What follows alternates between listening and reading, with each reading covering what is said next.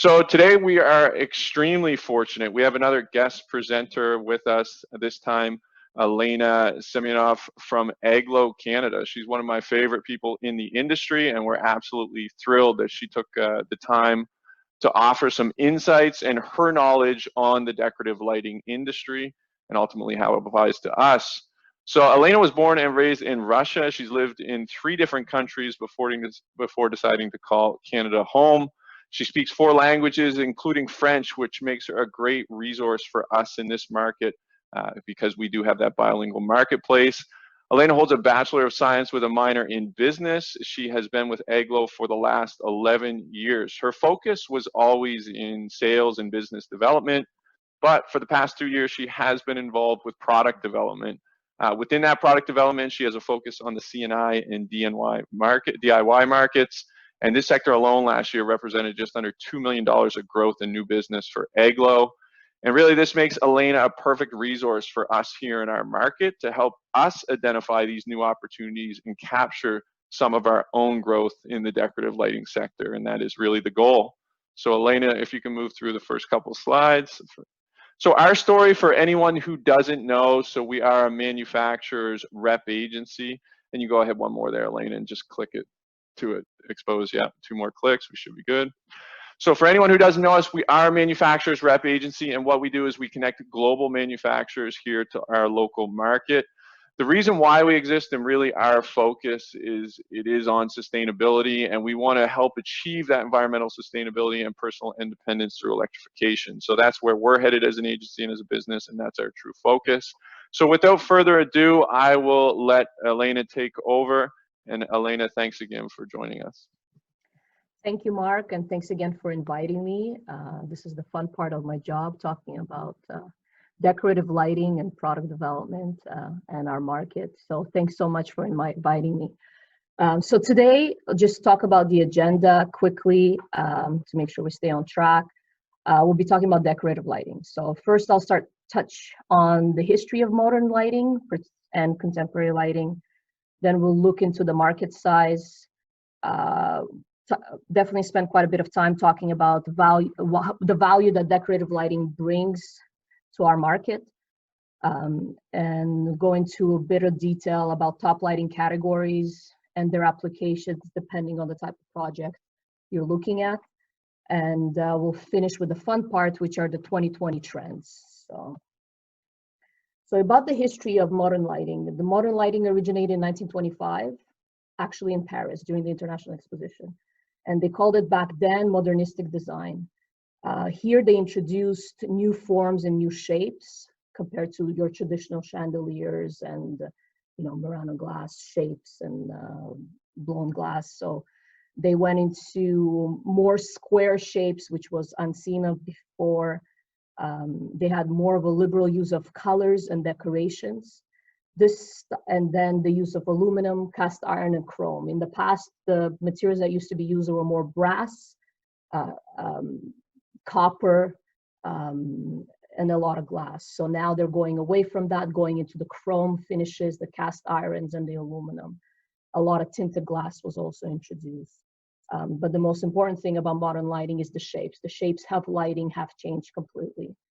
This style became popular in America only in the 1930s.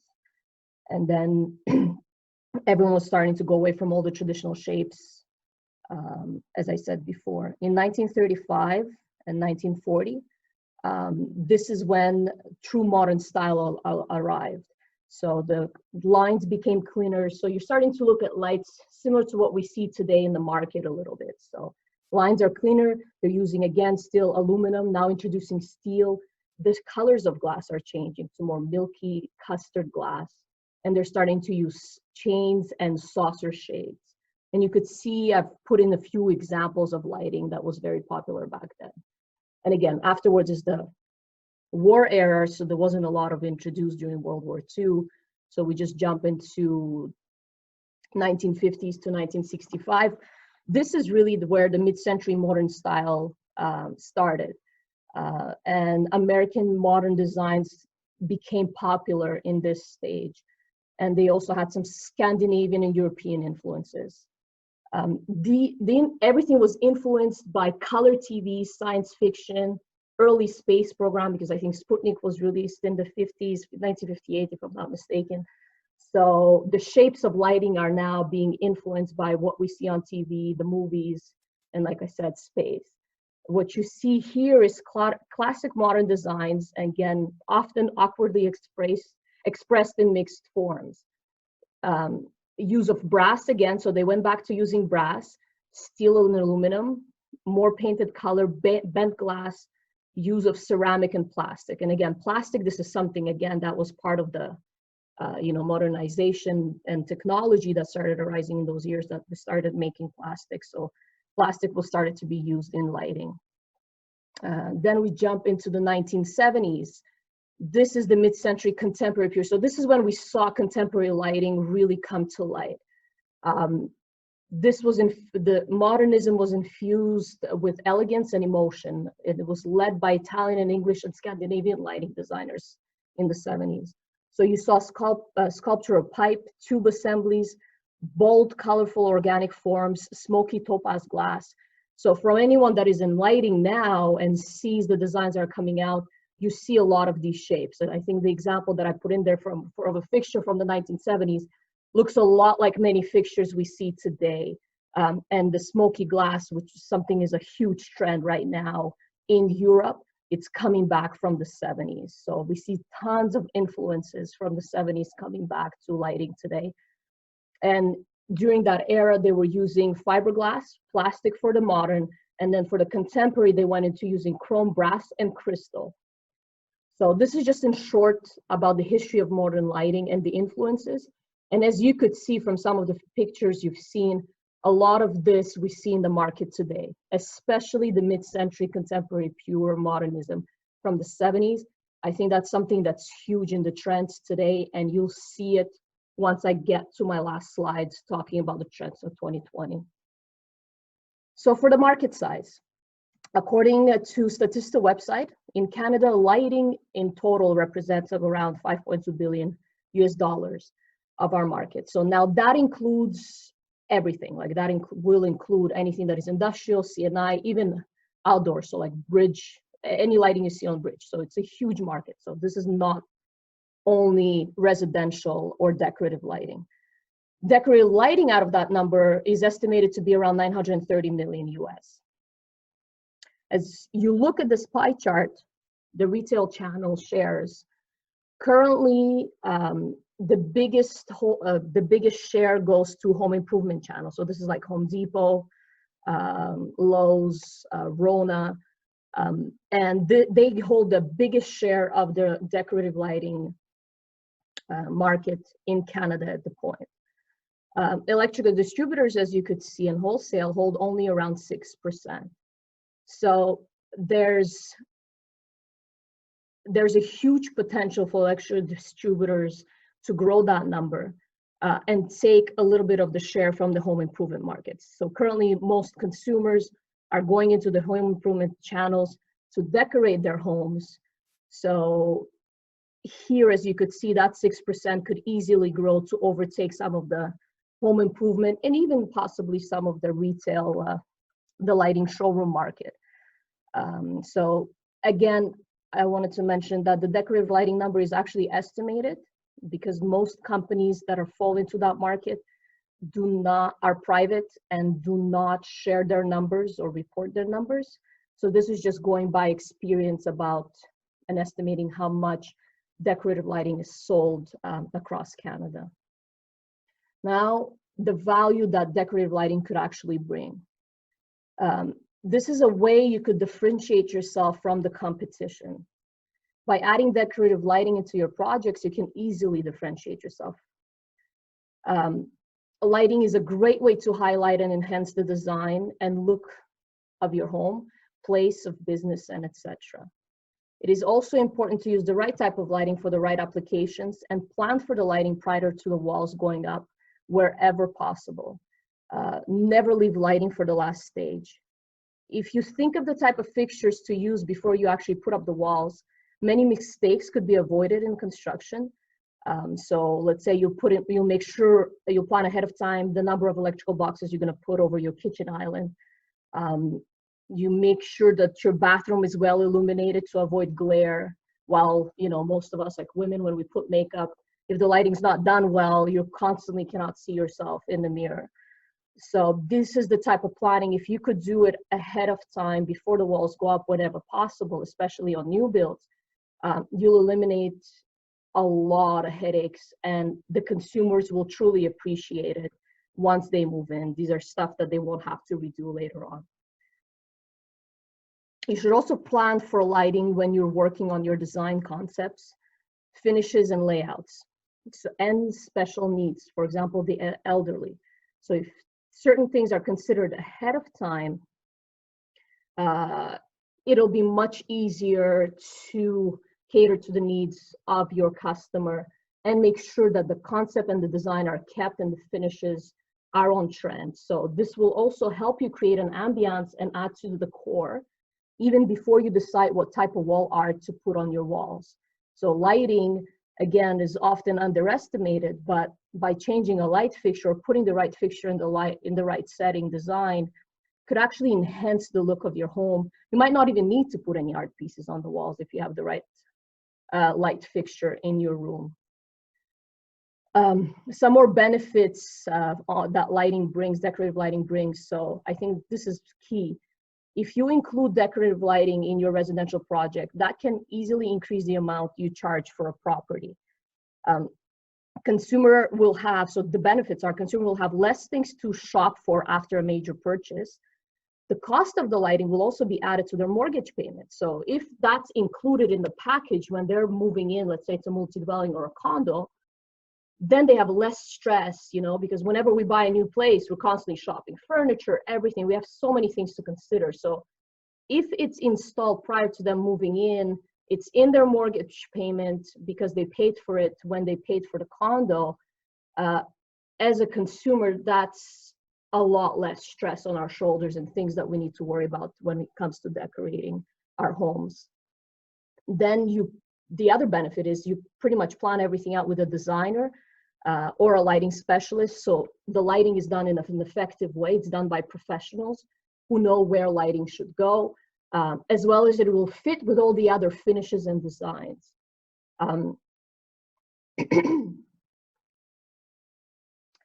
Then you could offer also a few design packages. So for example, if you often, I live in Quebec. So in Quebec, often when we go to buy a new condo, we are usually offered a few finishes for our kitchens, cabinets, our counters, as well as our bathrooms, as well as our floor.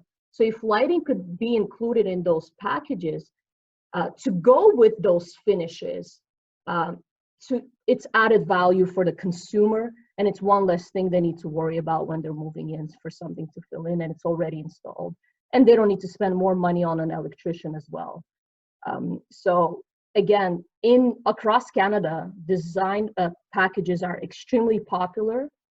And then you offer a few lighting options. So let's say if you're offering dark wood with some grays for the kitchen or white, you could complement it with one fixture for the island. And then let's say in the bathroom, now black is huge in bathrooms. You could start offering some black vanities to go with their chrome faucets or their gold faucets. So if that's done and you offer a few lighting packages, that's a huge plus to the consumer because it's just one less thing to worry about. And like I said, I think the biggest plus is that it could be included in the price. Then the main thing is, I think also now consumers are very tuned into energy efficiency. So if you could offer LED fixtures or lamps or LED lamps whenever possible, that's a huge plus to someone purchasing a property because, again, like I said, everyone's so in tune with energy efficiency now, especially the millennials.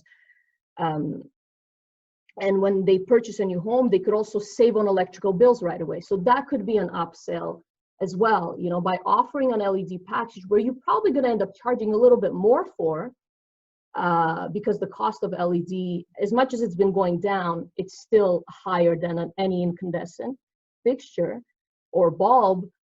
You could probably even charge more. It's an upsell, but it creates a more efficient environment, and the consumer will appreciate it because their electrical bills will be cut right away. So again, a huge plus for the consumer.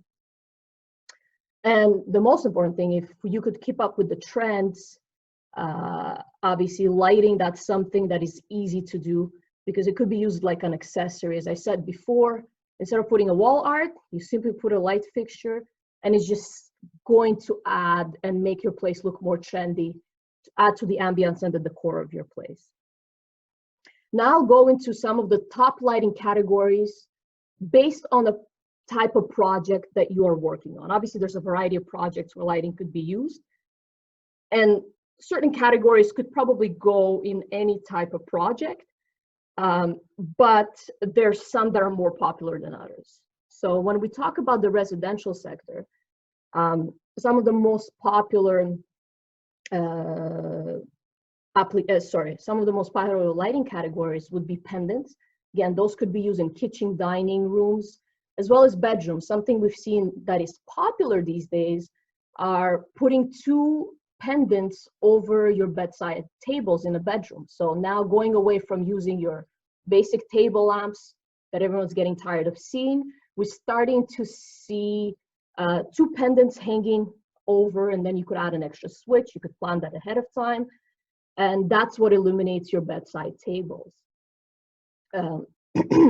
Then, of course, ceiling lights. Again, ceiling lights, it's probably one of the top categories anywhere when it comes to projects, because you could use it in hallways, you could use it in any bedroom, you could use it just, I don't know, in a home common area. You always need to illuminate something. So ceiling lights are the best way to go.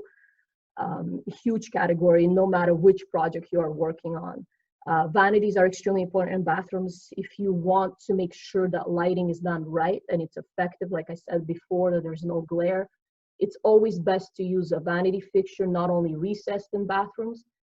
By putting only recessed lighting, which is extremely popular in Quebec. I think vanity you'll never see in the Quebec market, but when you see vanity, you go into a new condo build, it's always recessed here. So that's why we encourage people more and more to use vanity lighting in bathrooms, because if you're going to talk about successful lighting and illuminating a room successfully, a vanity fixture is probably the most important fixture that could be in a bathroom. So again, extremely important to plan those types of things ahead. Outdoor wall lights, again, depending on the project. Residential, there's always areas you want to illuminate and add to the decor of and the design of your home from the outside. And there's tons of options in the market. Again, huge trend towards black. I mean, we're seeing it everywhere. And you see that a lot in outdoor fixtures these days. Portables, great accessory, often overlooked.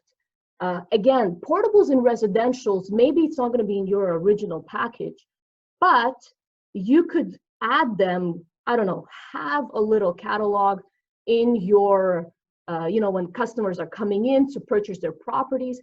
If you have it as an extra, why send that customer to a furniture store when they could buy it from you? If that's all in while they're shopping for their home, as a consumer, I would appreciate it, because then I don't have to go shopping to IKEA or some other furniture store to try and find my portables, where usually they are bought now, and maybe some DIYs. So a huge upsell, and that could be done afterwards, because it's just a little accessory towards the end of the purchase. So again, not sure how it could be included in the price of the condo or a property, but could be available for an additional purchase. And again, another thing is wall lights. They're often overlooked in the residential designs as well, same as, like I said, in some cases, outdoor or vanity. But they put a nice accent on any wall, and they've also become extremely popular in the bedrooms. So now you see that, I guess if anyone opened ever an IKEA catalog, you'll see it's something that's extremely popular now. And on each side of each bed, we install now, again, either a pendant or a wall light. You put a wall light on a gooseneck, you could move it around. Now there's wall lights with USBs, so you could plug them in. You could charge your phone, you could charge any electronic. So it's great. And then it's not bothering the partner on the other side of the bed. You point it to wherever you need it. So again, doesn't occupy any space. So certain condos are getting smaller. So the wall lights are a huge a beautiful add to your bedroom that does not take a lot of space and could be so versatile. So again, big trend on wall lights for bedrooms these days. So something to consider again when planning your project. When it comes to multi-dwell, some things repeat themselves. So like I said, kitchen, dining room, ceiling lights that could be used, sorry, pendants for kitchen and dining rooms, then in bed, ceiling lights for bedrooms, hallways, common areas. But now you have common areas of the building as well, where you could use some ceiling lights. Again, pendants could go in lobbies, depending if there's a major entrance. Again, all part of the design. Vanities are big for bathrooms. Again, something that could be included in your packages right away with other finishes. Wall lights, especially for common areas. And as I said before, for bedrooms, now more and more we're seeing them. Again, outdoor wall lights. There's many balconies. You could easily put a nice outdoor wall light on the outside to illuminate the balcony. And portables as an accessory. For hospitality here, I'm talking more about hotels and restaurants, which I'm sure everyone understands. And again, this is all about the wow factor, right? When it comes to hospitality, lighting plays such a huge role because the way lighting will illuminate your food, you may consider eating it or not. So if it's badly illuminated, you may not like the way it looks and not eat it. So again, something that's an extremely important part of planning is decorative lighting. So it could add to the design of your place. And again, some of the most popular, it's kind of the same categories: pendants, wall lights, ceiling lights, outdoors and posts. So for patios, you could do a nice setup of outdoor lighting. And again, to illuminate the area for the night, dimmers probably would play an important role in the hospitality sector as well. And portables, of course. So I'm getting close to the end of my time. So the fun part, the 2020 trend, something that's extremely important to consider when you're designing your homes, especially when projects go often over a year. So you could plan for it ahead of time. Some of the 2020 trends that we're seeing are natural materials. There's a huge trend towards natural materials. So what people are trying to do, they're recreating the outside on the inside of their homes. So the materials that are popular are wood, leather, and linen. So natural materials and colors, as well as plenty of space for plants. The patterns are graphical, inspired by natural elements like leaves, coral structures, brown and green tones, soft blue. Again, everything that's inspired by nature, things that remind us of the sky, of the water, of plants. So anything that is perfect to combine with natural materials. So you see in lighting, some of the examples you see, they're being made now out of string, out of wood. A huge trend towards wood in lighting right now. Again, because lighting should be used as an accessory, and decorative lighting, that's what it is. You know, sometimes it's best to just change a light fixture than just go and start buying a bunch of new pillows for your home or other wall art or whatever. Just by changing a fixture, you've done the job and you've stayed on trend. Another huge trend is modern minimalism. So you see more and more, especially on the contemporary modern side, just minimalistic fixtures. As you could see in some of these pictures, even over islands, there's now installations of ceiling lights rather than always pendants, which we keep seeing. So again, this is a really, again, new trend. And you're starting to see it more and more in some of the really high-end design projects. Here you see use of concrete, aluminum, and wood again, reduced to the minimum in terms of patterns and colors. So not real patterns, but structures inspired by urban influences and technology. Neutral gray, brown, and black tones, colors taken from the urban surroundings. Another big trend is towards Scandinavian cabin-inspired living. So soft and neutral colors, warm and natural materials, minimalistic designs, geometrical patterns inspired by Scandinavian lifestyle. And here you see the color pattern of basic grays brightened up with pastels. Again, something that's big we're seeing now is a lot of pastel finishes just to add. So you see a lot of grays, whites, and then you add a little punch of color into your decor, and the pastels do it in a nice and soft way. Last trend is casual industrial. So industrial trend is continuing. Here it's prolongation of existing industrial trend with cleaner surfaces, mainstream shapes and sizes, patterns that remind of lofts from the 30s and abandoned factories, earthy tones and colors inspired by bricks, rusty surfaces, and antique machinery. And as I said before I finish with my presentation, again, light fixtures are a great way to follow any of these trends because they can be simply used as an accessory, just like we do with art. So it just adds a nice ambience and a decor touch to any home. All right, Mark, your turn. Awesome. Thank you, Elena. That was great. Yeah, I just want to go through some frequently asked questions that we get with you, and you and I can respond to these. But, you know, you brought it up in an earlier slide what the sector breakdown for lighting sales represents. So how can I compete with local retailers like IKEA? Should distributors be focusing on different channels, different sectors, let IKEA live in their space? What's your thoughts on that? I think you definitely need to let IKEA live in its space because, again, they bring a lot of design ideas and everything and influence our market in such a way. But what retailers, like I said before, could really do is just making a build package where you're offering it up front. So if a consumer could purchase it ahead of time while they're buying their home with other things that they're adding, like I said, I don't know, cabinet finishes. And I think that's how they could differentiate themselves. And even adding, like I said, a portable accessory. Let's say you have it as a side upsell little catalog. And then people will not even have the need to go to IKEA. So if you do that up front, you know, and then maybe IKEA people will go for renovations possibly there when they're doing it themselves at home. So that's their channel. But at the start of a planning of a project, I think that's where you could really differentiate yourself and gain a lot of the business from local retailers. Awesome. I get this question actually, and I threw this one in here. Are IES files available for decorative fixtures? I'll give you an example. We had a multi-unit corridor and someone was looking for, you know, the proper light levels, and you have great flush mounts like the Trago product. So are IES files available if the electrical wholesalers, contractors want to get involved in this space? Can they get those IES files to do layouts for maybe more technical applications? Yes, they are. So as long as we get the request, you could easily get the IES files for any LED fixture. Excellent. And I think I'll respond to this one. So how do I compete with lighting packages that include decorative fixtures? And for us as an agency, you know, we've carved our niche now with the decorative lines that we represent, including Eglo.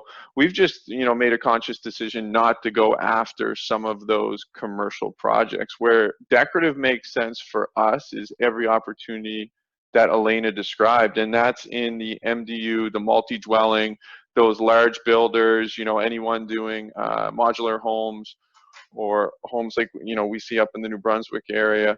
So what we try to do is package with fixtures, commercial fixtures that distributors already have on their shelf today. So strip lights, down lights, troffers, panel lights, you know, these aren't hook fixtures. These aren't really specifiable fixtures. Everyone has an equal. And then we try to package our decorative into that. So let those big commercial jobs, you know, those games will be played the way they're traditionally played, and we're just trying to carve a niche in a new market sector with our decorative.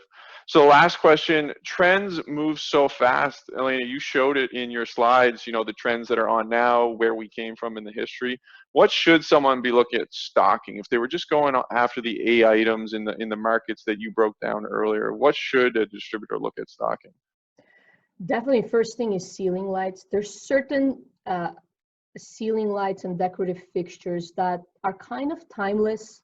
You know, when it comes to basic ceiling lights, they don't change that dramatically, that regularly. So something where I would definitely start, you know, is now there's a trend for those slim ceiling lights that could be accessorized with different rings that you could put over them. So you could easily change the finishes by simply stocking a few extra rings. or just the fixtures, and then when your finishes change on a project, you just simply pop in a new, it's a magnetic ring, and then you change the whole style of that ceiling light. But that's number one. And then there's certain pendants, again, you could work with your supplier and just see some trends. Yes, they change, but they don't go to the mainstream as quickly as we'd like. You know, designers usually start with a trend, and then it takes about 5-6 months before it gets to the general consumer. So certain trends last for a long time. Now we've seen a vintage trend with those black fixtures and the filament bulbs, the Edison bulbs. It's been going on now for a couple of years, you know, and it's still strong. So they don't change too dramatically unless you're strictly working with designers where they always want something that doesn't exist in the market. So you got to reinvent yourself really fast. But there's a lot of basic pendants. Black finishes are timeless. If you could work with black finishes on the pendants. Ceiling pendants, I would say this is the first thing where you should start, and probably outdoor. I think often overlooked, some outdoor wall lights. Any project needs outdoor lighting. There's basic, I mean, you see now those contemporary cylinders. I think you see them on every possible project. So if you start with some of the more mainstream types of fixtures and finishes, I think you could stock them quite easily, and we use them on a variety of projects. And then accessorize, like I said, on some cases, we offer certain accessories that you could change up finishes as you go along, and you know, go from project to project. Awesome. All right, we'll just finish up. If you can move forward. So thanks again to Eglo and Elena. Some other manufacturers that we do represent in this market space: Europhase, Dow's, Hinckley, Kendall, Mateo, Z-Light, Hudson Valley, and Sonneman. These are our decorative lighting brands. And one more slide. And please get in touch with us. So for anyone who doesn't follow us on social media, please follow us on Instagram, Facebook, and LinkedIn. We do try to keep those up to date with relevant content that is of value. And also on our website, catalystsales.ca, we have a webinar section. So for anyone who wants to download a copy, a PDF copy of this, they can download that and share it with colleagues or anyone in the industry that would get value from it. Also, the recordings are available online, so please go to our website for that.